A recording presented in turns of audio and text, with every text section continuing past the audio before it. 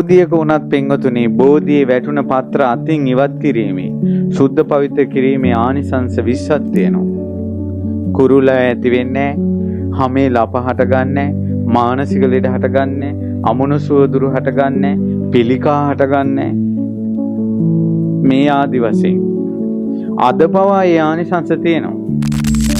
මේ ලංකාවම එක්සේසත් කරපු දුටුගැමුණු මහරජුරෝ ලංකාවම එක්සේසත් කරන්න කරපු පින තමයි කියනවා කලින් බුද්ධ ශාසනයක බෝධීන් වහන්සේගේ වැටුණ බෝධි පත්‍ර 100ක් අතින් අයින් කළා.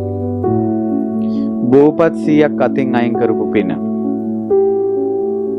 බුදුරජාණන් වහන්සේගේ බුදුගුණ කඳ කොයිතරම් ආශ්චර්යයිද කියනවා නම් උන්වහන්සේ සම්බුදු වෙන මොහොතේ සෙවන සලසලා දුන්න බෝධීන් වහන්සේගෙන් වැටෙන බෝපත අයින් කරන කෙනාටත් නිවන් සුව සැලසෙනවා.